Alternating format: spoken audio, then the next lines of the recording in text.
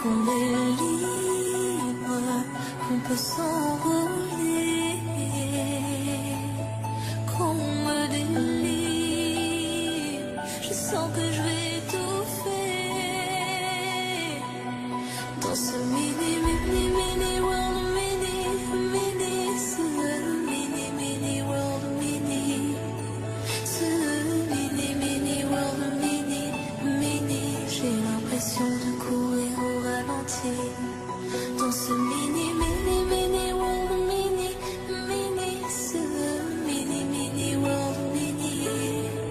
ce mini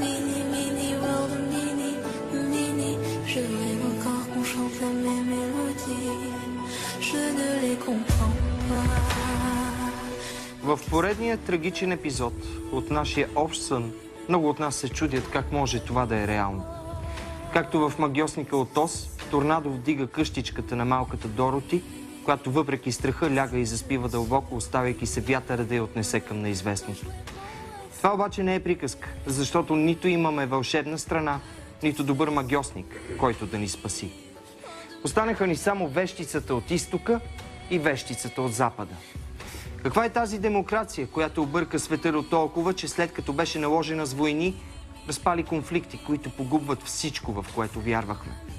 Каква е тази Европа, която години наред преследваше американската мечта, която се оказа празна като балон?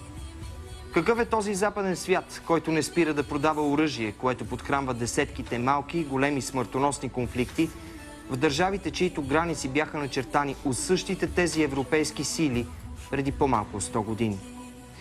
Белгия продължава да продава оръжие на Саудитска Арабия. Германия продава все повече оръжие на Саудитска Арабия. Франция ще продаде смърт за над 10 милиарда, а Брюксел, въпреки атентатите на летището, продължава с нови и нови оръжейни договори. Българско оръжие отдавна е на сирийския смъртоносен театър, а Съединените щати и Русия продават на всички. Нормално, казвате си вие, за този сън. Толкова нормално. Уж Франция беше против войната в Ирак, но стана мотор за свалянето на Кадафи. Социалните медии, които разпалиха арабската пролет, сега изпращат милиони бежанци към Европа. Използва се за създаване на терористи и зловеща пропаганда, която мие разума от мозъците. Образователните системи, дами и господа, на изток са напълно сринати. Хора, които не могат да пишат и да напишат името си, хващат оръжието, което миротворците, уж миротворците от Запада, са им продали. Убиват, рушат, газят. Вещицата от изтока им говори, че вещицата от Запада е виновна за това, че страните им горят. Настройват ни едни срещу други, а неграмотните и лабилните са готови да убиват в името на неща, които дори не разбират.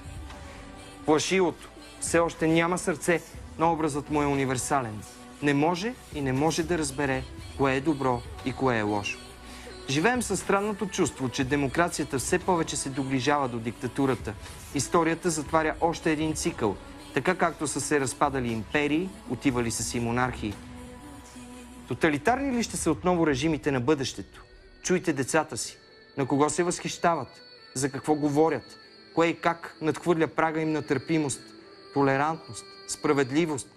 Защото не можеш с едната ръка да пускаш гълъба на мира, а с другата да продаваш автомат. Не можеш с едната ръка да говориш за толерантност, а с другата да преговаряш с тирани. Тогава и поколението, което расте в тези времена, ще се сблъсква и ще се блъска в деструктивни крайности. Това е по-скоро шизофренен сън. Следница. За пореден път си казах, на изток пред очите ни се разпадат държави, на запад пред очите ни се разпадат ценности и на двете места умират хора. С тях си отива все по-голяма част от нашата цивилизация. След Турция, вече съм напълно убеден, че вещицата от изтока просто танцува зловещ танц с вещицата от запада. Торнадото ни върти ли върти, а събуждането е все така далеч. Вие сте с 120 минути, аз съм Светослав Иванов. Добре дошли!